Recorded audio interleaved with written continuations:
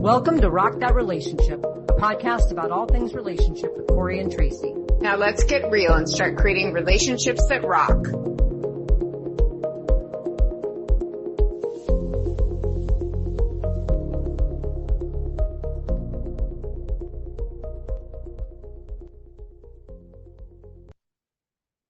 Hello, everyone. Welcome to episode 1 of season 6 of Rock That Relationship. We are in front of, I don't know, I was trying to figure out, is this a live studio audience or is it just like a room with a bunch of people in it? I'm not sure what this is. No, it's a live studio audience. Live studio audience. Yeah, okay, we're in front of a live studio audience of 712 people. At the Tucson Hop Shop, one of the coolest places in Tucson. And we have such a great group of people here tonight, and we are going to kick off our season with our friends, old and new, amongst us tonight. So thank you everyone for being here, and thanks Tracy. We get to kick off another season. I know, it's awesome. I know. Okay, so tonight's topic is moving in. Oh, great. Aren't you excited that we picked this topic? Yes, I am, because I just had somebody move in a couple weeks ago. I know. Who may or may not be sitting here, so anything I say, don't talk to her about it later. Canon will be held against you. Yes, okay. it will. It will be held against me. I know. Okay, so this is really timely, right? Yes. It is. So it's really timely for you. But both of us have had opportunities where we've lived with people. Yes. Yes. How many people have you lived with? Like romantically, not like some passerby. Well, you always ask me these questions that put me on the spot. Because maybe 8 to 10. It's hard to say. I don't know. I'd have to really go back and count it up. It's going to take me a while. Okay, 8 to 10 romantic partners that you've lived with. Yes. For more than 2 months. Yeah. Does that number go down? Maybe 6. I don't know. Okay. It might. I'm not sure. Okay. But you have. I've had a long and storied history. I am over 50. Okay. All right. Yeah. All right. Thank you. So how many have you lived 4. With? Okay. 4. Yeah. And you're what? 3 years younger than me? Yeah. 3 years. Yeah. Okay. Yes. Yeah. Okay. So we both have. But your one lasted much longer than mine. Longest was 8. But I've had 2 8 and a 5 and some others. Yeah. Some others. Okay. Yeah. Mine have all been longer. My relationships have been longer than that. But okay. So. Let me ask you, because I know you and I differ on pretty much everything. Mm-hmm. So what was a determining factor for you to say, hey, let's move in together? To each time? Well, was there like a theme of this, or was it everybody was different? That's a good question. I like to live on the edge, so I feel like it's best to get to know someone by moving in with them. That may be an uncommon attitude in the world, but how else are you going to get to know somebody until you live with them? Well, you date them. But you live with them while you date them. I suppose. I mean, it depends on whether you have kids and all that, but that actually wasn't even a factor when I moved in with someone with kids. That went pretty quick too.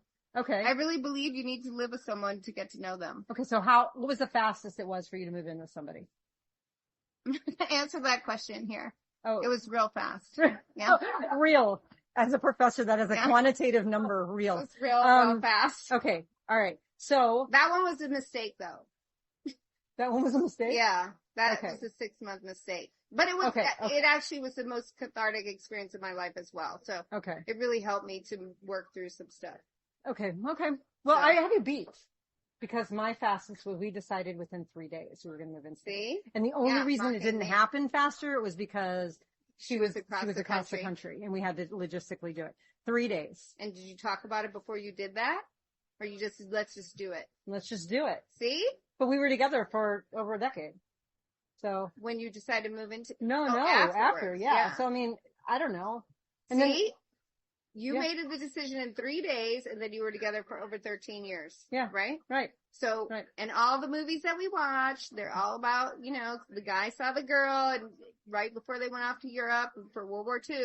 And everyone thinks that's so great. And then they make fun of lesbians for moving in together so quickly. But that's how it happens. When you know, you know. All right. When you know, you know. Okay, but what's the longest though it's ever been for you? For me? To decide to move in with someone. Well, there are people I dated for over a year who I never lived with. Okay. Yeah. And that was a good idea. Because I own my own house. They had their own house. I knew it wasn't going to work out. Okay. Okay, so in that case, it wasn't a matter of getting to know them while living with them. It's just the circumstances. Right. Okay. But otherwise, people who I ended up living together with for a long time, it was several months of dating first. Several. Several months. Yeah. 3 days.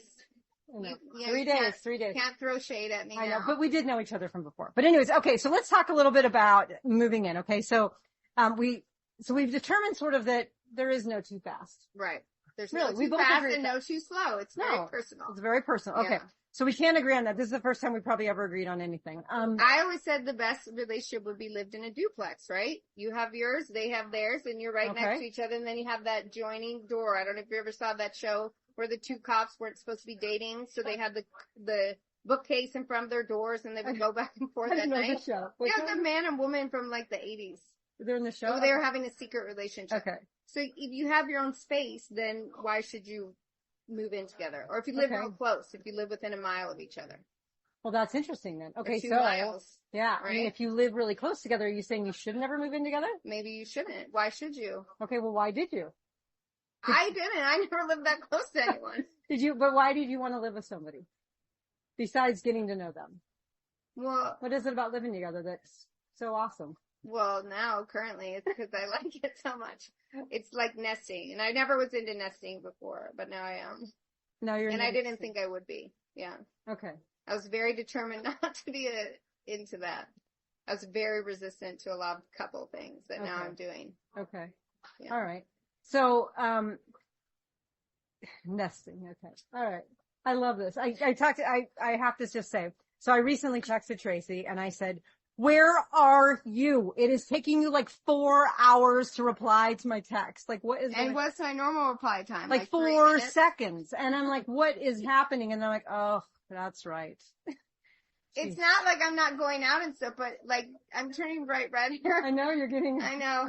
I know. Very hot. This is good. Well, why don't we can transition the subject. So okay, a little bit. Okay. All right. Okay. So you live with someone. Let me ask you this because this is always so different and a point of contention for people is how do you negotiate all the details, like who pays for what and do you have a joint bank account and who cleans up and who does the chores, all of those little details. Why don't you tell us? Because I'm sure you have a spreadsheet about it. I do. Well, I do.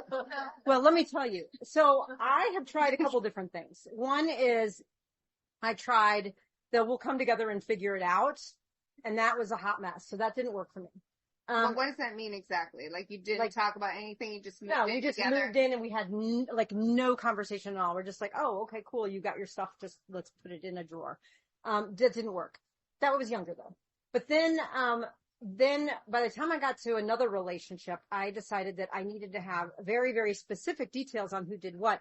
So we created what was called a cohabitation agreement.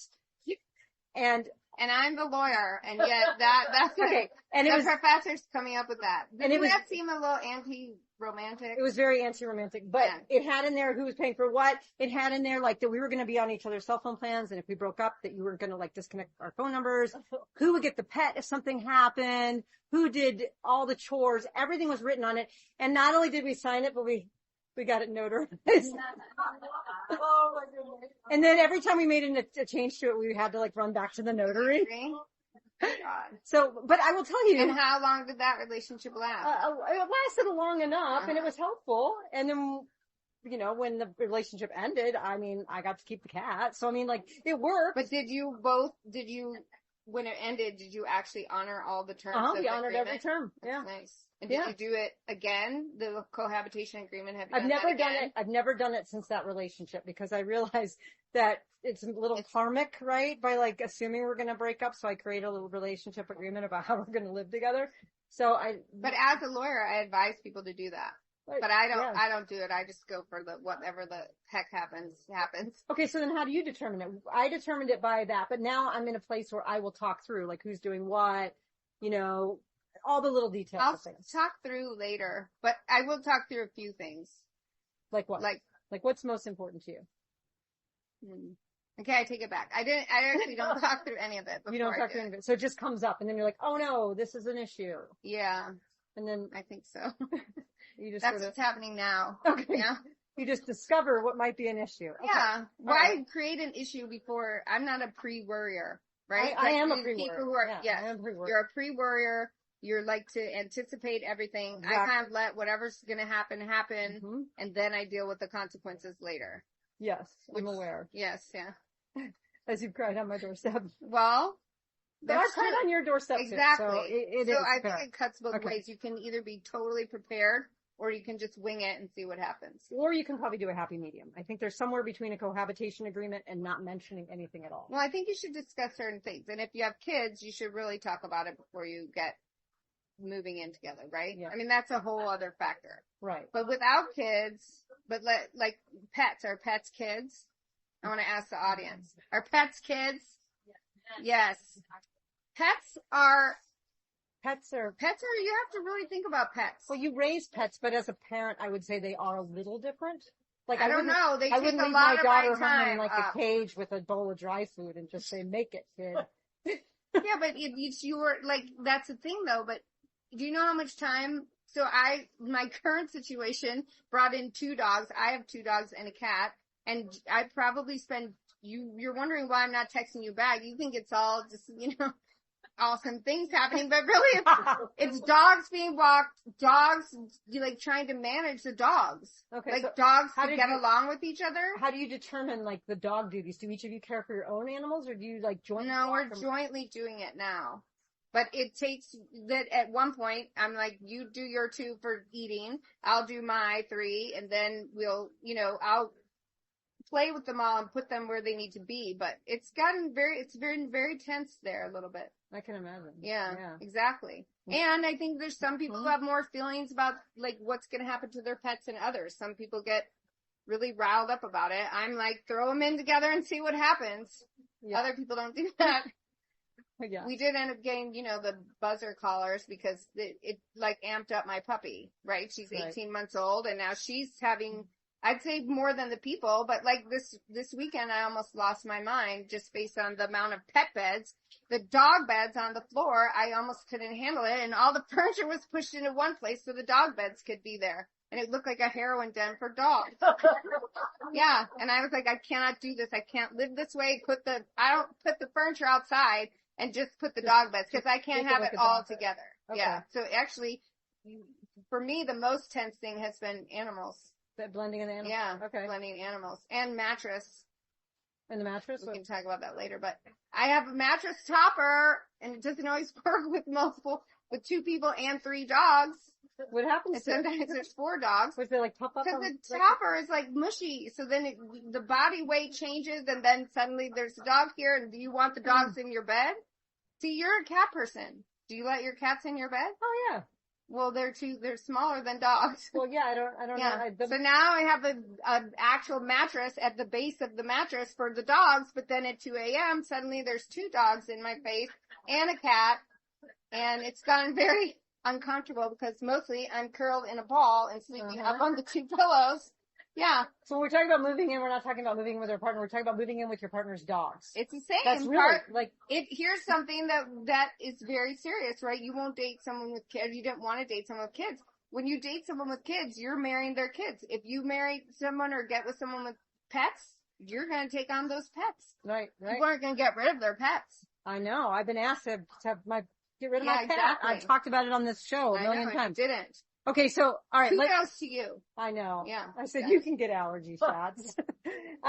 Anyway, so you can move back across the country. Okay, so let's talk about the boundary stuff, the you, me, us. Okay, so I know this is always a point of contention. Okay, so let's start by talking about routines. Like we're older. We're over 50. We have our routines. We know what we like. I get up at the same time every day. I eat the same thing for lunch every single day. Go to bed at the same time every night. I mean, it is a routine. I like to live on the edge. I just would like to say I do not have a routine at all. I will go to bed when I feel like it. I will get up when I feel like it. I will eat whatever I want that day. And I will suffer the consequences. You do have a lifestyle, though. You like to be able to have time to exercise. You being a vegan is important to you. Yes. You like to be able to have kind of the freedom to come and go. You're very social. Yes. So there are part of your lifestyle that is routine in a way, even though it's not the same every day. So we both have sort of this like lifestyle thing, and we know that as we get to a certain age, we have these lifestyles we want. What do you do have you ever like lived with someone where your lifestyle is different? Yes, radically. Okay. And that ended in divorce after 8 years. Okay. That person was an introvert, except liked to have giant parties. I didn't like to have giant parties, but I was more extroverted, like the quiet time in the house, that kind of thing. I don't go for that. My house is like a revolving door of just people coming in and out, animals going at all hours. Like, I like a more, like, active lifestyle. If I don't exercise for a day, I go crazy, and then I start becoming very cranky and rude. Yeah. Okay. So I have to have my stuff. But in my latest thing, I was very convinced I was not going to do a joint calendar. Somebody asked me to do a joint calendar. I said, no, I will not do this joint calendar. I don't want it. It's not your business where I am or where I'm going. And then within a week, I had created our own joint calendar on the phone. Because not only is it nicer to know what that person's doing, then it's easier to make plans, and it turns out I want to know what she's doing. Okay. Not because I'm a stalker, because it's nice, right? And then I don't have to constantly ask. So I was surprised that I ended up being the one to make the joint calendar. Because I at first was like, don't get in I'm going to be quasi-single. I'm staying in this, I want to be in this relationship, but I also want to be like a single operator. Are you a single operator? I mean, no, and I never was. Like, I don't want to see other people. I'm monogamous, but I want to come and go as I please, right? Okay, yeah. But it turns out when there's another person involved, you actually have to, you gotta take them into consideration, and I want to be taken into consideration. That surprised me. Oh, okay. Yeah, I have to say. Okay. Yeah, it surprised me when you were telling me about not wanting to join calendar and then getting it. I know. That was so surprising. Okay, so the routine thing. Go back to the routine thing and the lifestyle. Is there anything about your lifestyle you've ever changed in order to be with someone else? That I changed? Yeah, that you changed in order when you moved in with someone that you changed about yourself. I mean, yeah, a lot. I was married with kids. I never had kids before. They were my ex-wife's kids, and so I had to change my whole life. And that I could not have the freedom to come and go as I wanted. Right, okay. And I kind of rebelled against that after the divorce, Right, okay. And then I was with somebody who really didn't want even to date me, but was living with me. And so that was kind of confusing. That was confusing for everybody. Yes, I know. So that made my life a little bit complicated. Yes, yeah. Okay. And you, Miss Routine? I have really, I have things the way that I like them. Like, I have some pet peeves that are... Let's hear that from the audience member who knows about them. So I have some pet peeves that are just like too much for me. Like, if you're going to open a drawer and take something out, you need to push the drawer back in. That's the whole point. That's why they're on sliders, so that it can actually go back in when you're done. And so when you leave it open and I'm like rushing around the corner of the kitchen and I don't know it's open and I rack my hip on the edge of this drawer that is not supposed to be open, then it is very painful. So I think if you... but do you say something about that every time? Are you like putting up signs around the house to close the thing? I haven't gotten to that point yet, but I did think about that because there's also the issue, and this has been in many relationships where it's like you pull the chair out and you don't put it back. Like, I just want things to go back to where they were. And it's my only rule. Like, just like, if you find something a certain way, then put it back the way that you found it. I don't want to put the scissors away. I don't want to have to try to track something down. And that doesn't seem to be something that anybody I live with really, like, that's not a priority. I'm not sure that if that's a degree of like OCD or anal. Oh yeah, I'm anal. I'm the first one to say that. Yeah. But I know that about myself, and I know that I really like. But do you warn the person beforehand? Yeah, I mean. Did you give them a warning? I give them big warnings because I say I'm very persnickety. I say that I'm very particular, and I do. Even the person who But nobody realizes until they move in with you just how persnickety or anal you can be. And we're both Virgos in our defense. Well, I can't help it. There's this one thing where there's these like cans of drinks that I had in the refrigerator, and they were like sparkling water, and every time I'd go to get one, they were always gone and they weren't replenished. And so I finally took one out one day and I put a little tag on that said, Corey's do not drink. And I'd leave it in there. And then every time I would drink that one, I'd take a new one and I'd put it in and I'd put my tag on it and put it back in the refrigerator. So I always had a drink. Do other people think that's rude? Probably, but I always had my drink. But well, that's most important. But yeah, in the grand scheme of the relationship. But the point is that I know that about myself, and I know that I get really like antsy, and so, no one is as anal as I am that I've lived with, and I've had to just sort of be okay with like piles of things, and I'm not okay with it. I just have to like refrain from making a scene. Right. So what do you do? I just wallow and cry inside. And talk about it later. And then process it yes, myself. Exactly. And then clean up after other people and then say, I shouldn't have had to clean up. Okay, well that came up recently because I'm all about closing the toilet lids because in Seattle, a rat will come up your toilet. So I used to even put something on the toilet lid. So, because that happened to a friend of mine. Yeah, rats come, 550 rats come up in the King County sewers a year. So I always have those toilet lids closed and I have dogs. So I do not like to see a toilet unclosed. So do I say something every time I see the toilet lid unclosed? Yes, I do. Okay. Because it needs to be closed. But that is very irritating to the other person. I know it is. So I don't know how to do that. So sometimes why don't you just close the drawer and be quiet about it? I do. I close drawers. And I've always closed drawers. I've always pushed chairs in. I've always returned the scissors. I've done that and I do that in every relationship. And it doesn't help that I have a teenager who's at home that feels like she is the main culprit of most of my, closing of the drawers and those kind of things. But I know that about myself. So that's one of the things, it's like I'm particular. I get that. Well, there has to be like a balance, right? A calculus of you had someone move into your home recently. And does that make it different than if you move into someone else's home? No, I think I want it to be equal. Like if you moved into somebody else's home, would you be as anal? Yes. Do you think you'd have the right to be that anal? I would be that anal, yeah. Like, I feel like I have the right to be that anal if I was in, like, it's my home, but yet I let someone move in, it becomes our home. Do I have the right to keep being like that? Yeah, I think so. Do I? Why wouldn't you be? Well, it's kind of rude to the other person. Well, it's always rude to the other person, even if it's your house. I don't know. I don't think that it matters whose home it is. You just have rules that you have to live by. Yeah, and they're not anybody else's rules, they're my rules. And when other people don't live by them, they don't care. They're not their rules. But they're my rules, and so... Well, does someone else have to respect those rules, and do you go to therapy then if you're not able to work it out? Like, have you ever had to end up in therapy over that stuff? I have, yeah. I have ended up in therapy over stuff like that. And it didn't help. Why? Because there was almost like a rebellion. It was against you? Yeah, it was like got worse. It was like, see what I can do. But and that wasn't. Maybe the therapist wasn't helpful. But... No, the therapist was not helpful. And there's a lot of good therapists out there. We just did not happen to pick one. Interesting, yeah. Huh. Okay, so let me ask you though about space. Do you have your own dedicated space, or have you in the places that you've lived with people, like your own, like office, or your own room, or your own basement or den or something? Yes. When I've moved in with other people, I have had a desk. Like in a house, I lived in a 3-story home and I had a desk in the bedroom.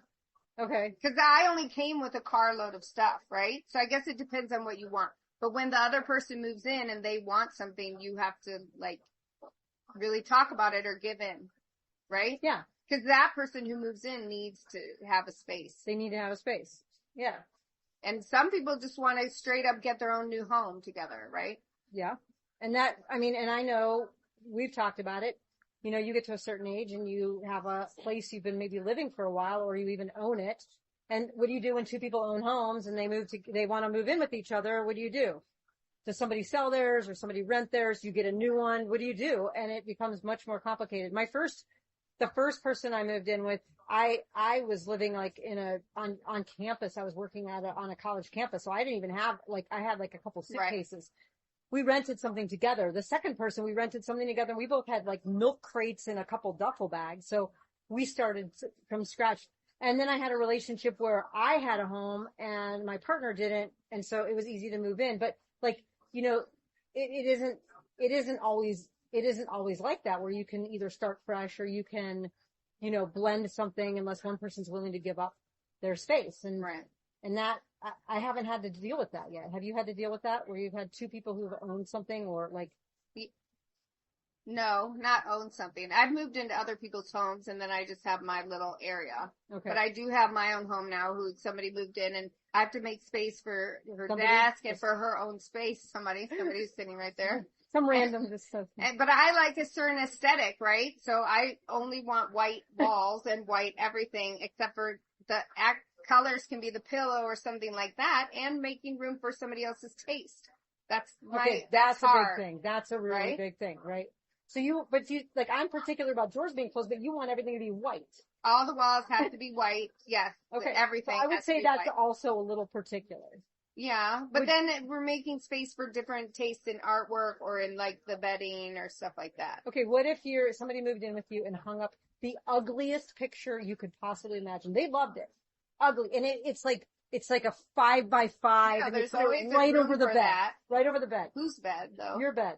The one you sleep in every night and you see this picture. Well, I already have things over my bed, so if like somebody came in and just put it in there or moved my stuff, I would be upset. So you have to discuss it, I think.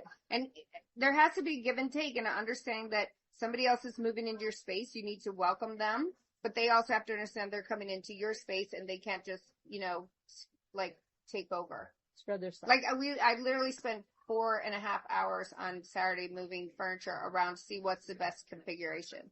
After my meltdown about the dog beds, right? But is there any veto of anything? Like, again, going back to Does the owner have veto power? No, the partner. The partner have veto power, not the owner. Because just the partner. Well, see, but isn't there an inequity in that? Yeah, would the partner that moves in have veto power?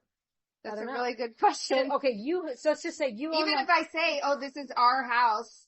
Right. You own the home. You have an ugly picture. Your partner wants you to take it down. Is that different? Down? Than your partner coming in and saying, I have a picture and you think it's ugly and they want to put it up. Is there a difference? Yes. Why? Well, I mean, I don't know. I don't know if there's a difference, but now I'm getting all riled up again thinking about that. It's really hard because you have to compromise, right? Yeah. If you don't, are you going to lose a relationship over an ugly picture? I don't know. Yeah, that's what I'm saying. Like, does it matter, that power dynamic? Well, the power dynamic matters, and you should work to create the most equal one. Right. But I think it's very hard to do that. It is, okay. Wouldn't you say? I would say it is too. It's easier to say I'm okay leaving an ugly picture up than it is to actually hang an ugly picture up. And I think this is the issue for a lot of people because people aren't buying new places now, right? Like if you meet somebody and they have a home, and how about if you meet someone and you both have homes, if you want to live together, should you sell the other one or should that partner keep it? Right. I don't know. In this market, it makes it almost impossible. Right. To make those decisions. And you should never sell your property. You should always rent out. If you own a property, don't sell it. That's what I say. Yeah. Because why? Just rent it out. Well, especially if you're not sure how the relationship's going to go. And no one's ever sure about how a relationship's going to go. That's why you have a cohabitation agreement. There's no assurances in life.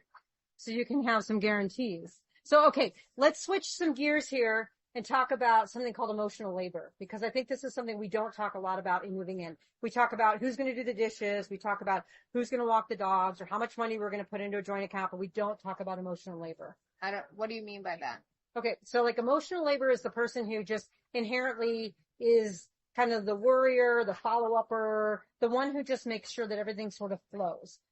So they're the one who, like, if you notice that there's bees swarming around the front of the house, they're the one who goes in right away and is like, you know what, I'm going to call an exterminator. Whereas the other one's like, well, it's whatever. It'll just get taken care of.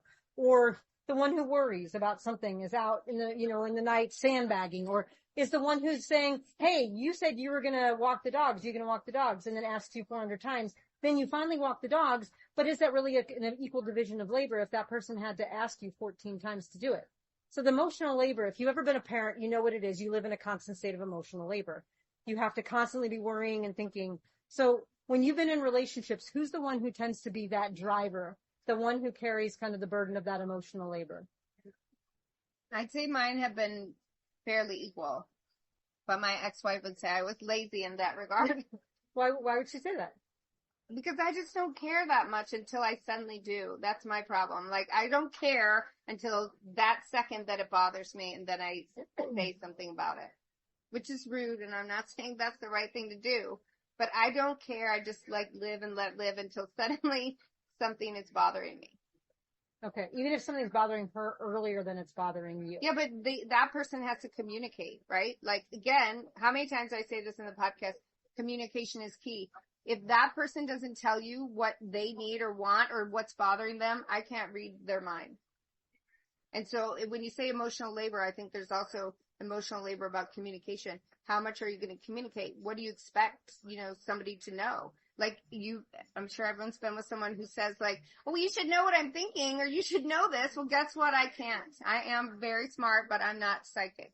Right? Well, you kind of are psychic. Well, I am a little bit, but not in like, but not in those, not in the important ways. Not in the way of like, I know exactly what's bugging you. Right. Okay. So, yeah, I mean, and the communication is important, but there is this element of emotional labor. Like, who's the person in the relationship who's kind of carrying the burden of making sure everything runs smoothly in the relationship?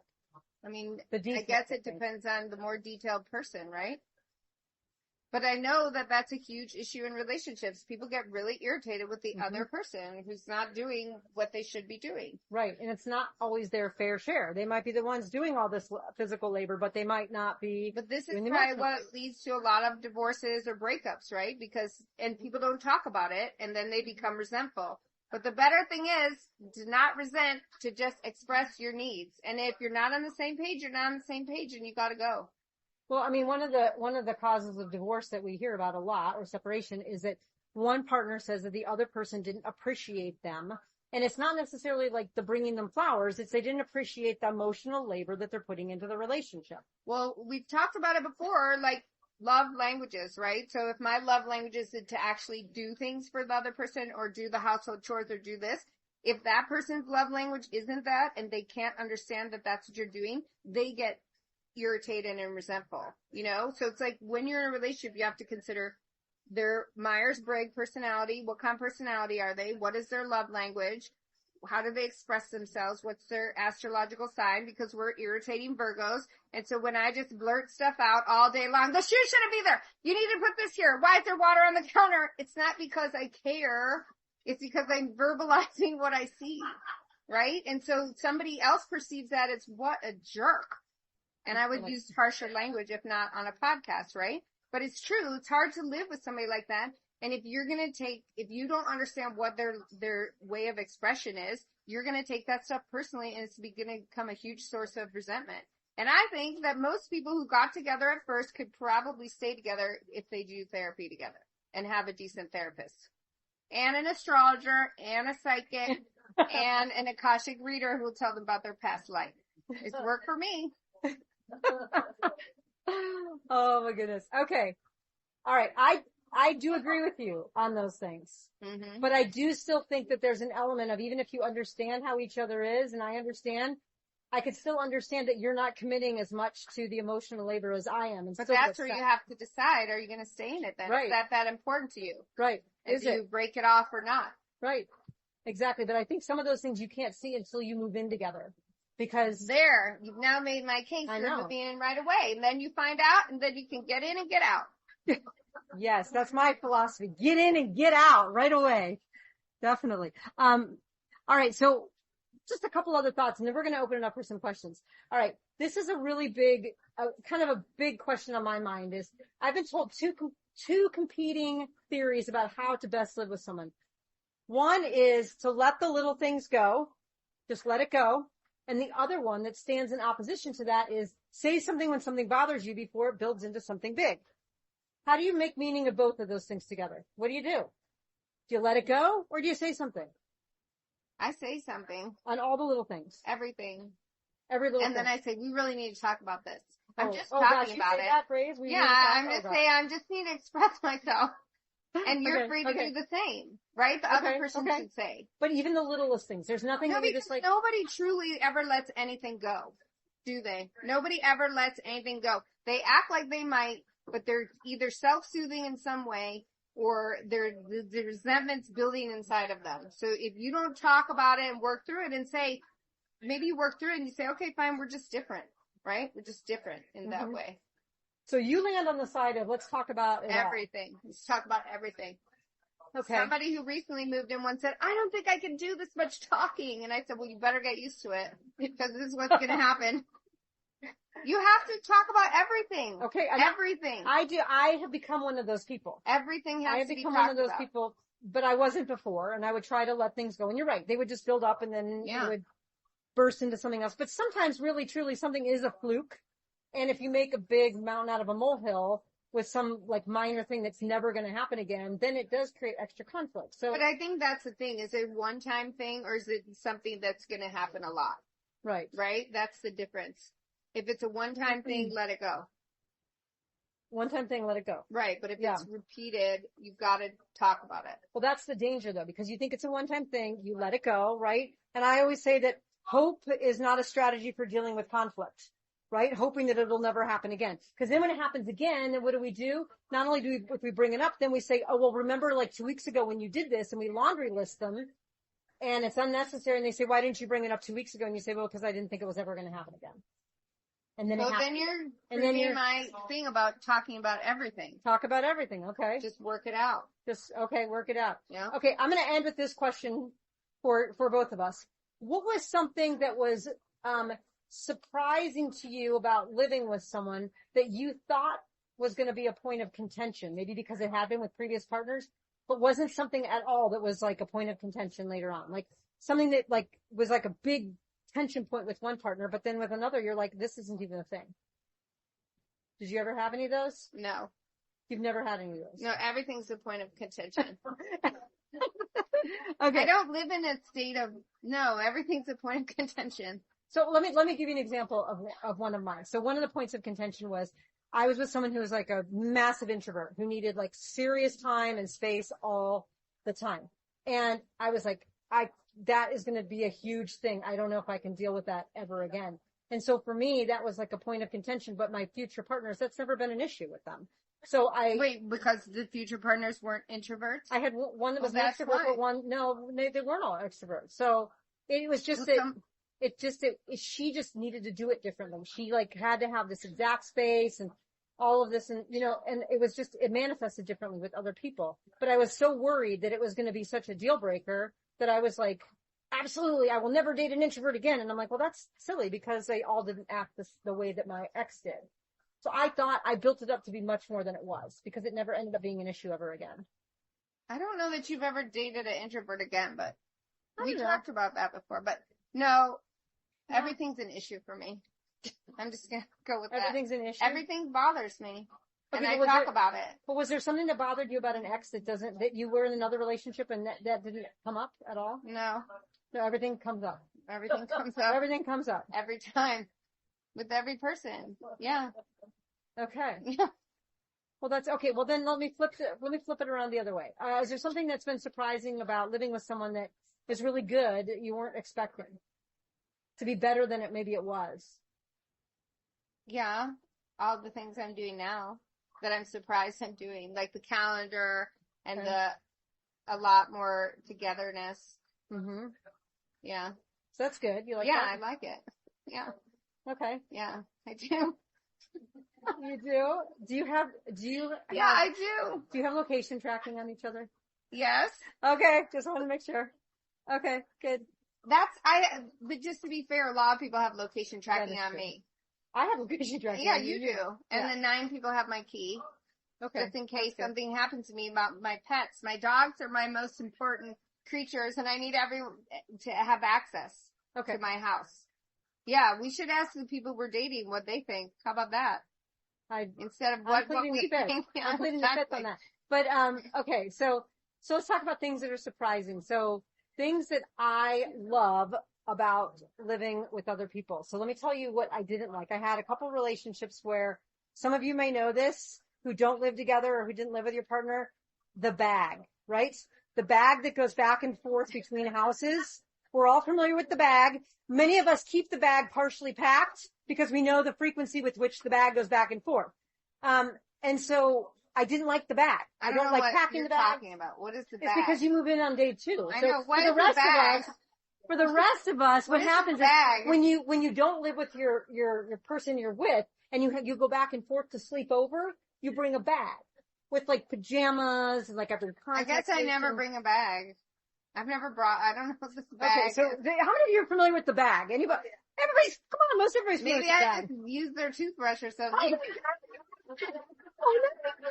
That goes in the bag. And I probably wore my pajamas. Oh my gosh. I don't know this bag.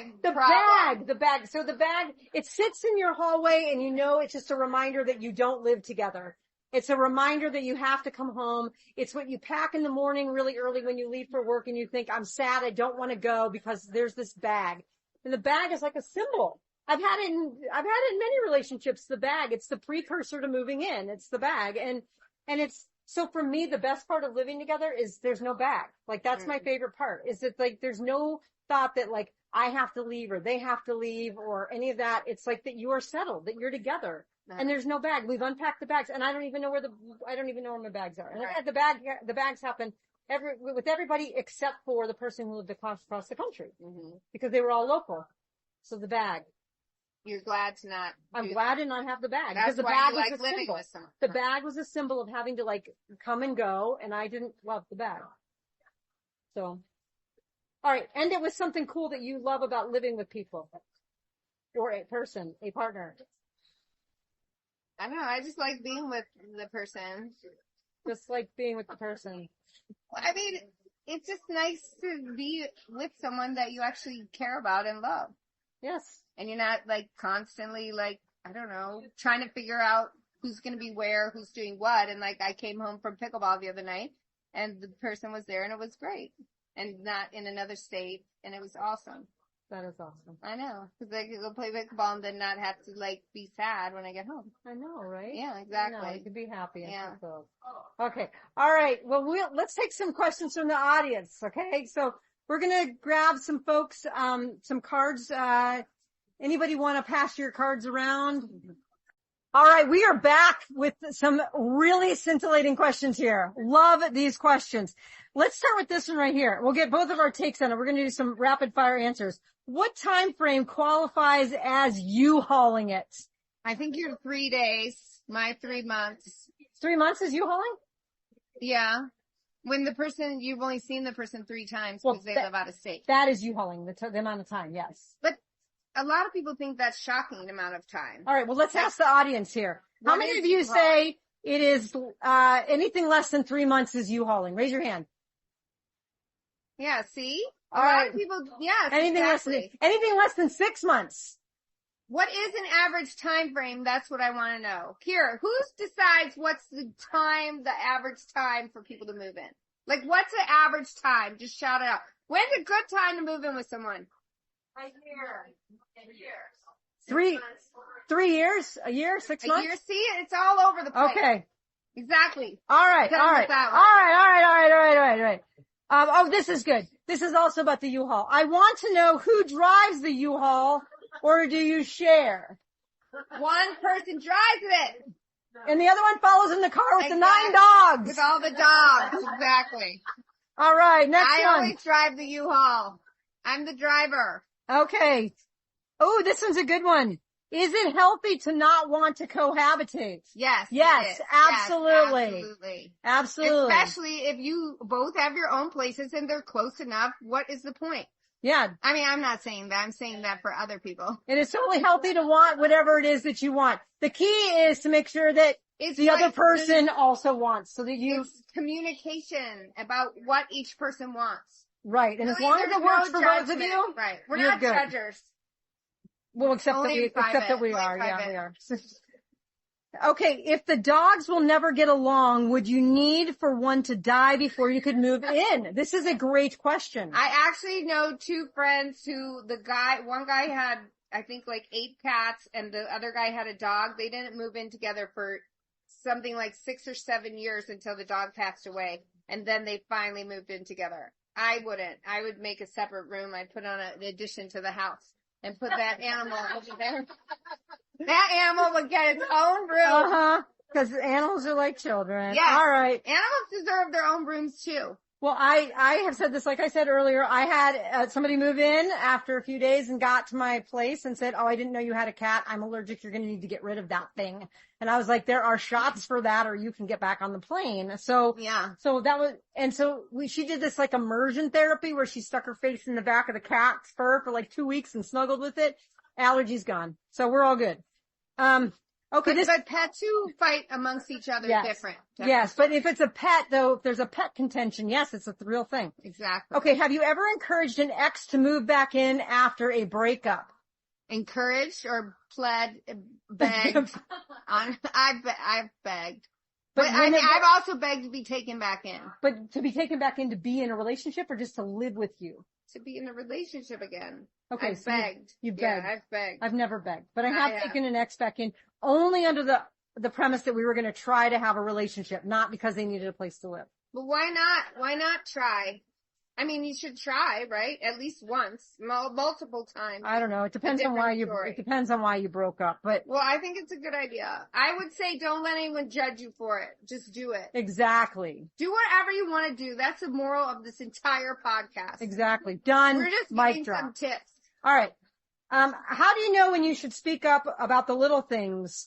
Idea the scissors away or water on the sink. It feels like it could be never ending. It is never ending. This is my life story. Yeah, that's called cohabitating. Sorry. I think I wrote this question. With another person and you're just going to deal. How do you know when you should speak up? I mean, Tracy says speak up all the time. I say choose your battles. Honestly, I say choose your battles. If it's like the 15th thing that you brought up that day and that person's had a bad day, I don't say anything. Well, yeah, that's different. And you got to judge the other person's mood. Right. Right? You have to be compassionate about their failings. Or you could put little stickers on things like I do. Okay.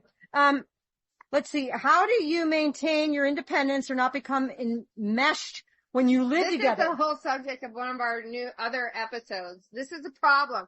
And I was going to be never codependent again, just interdependent.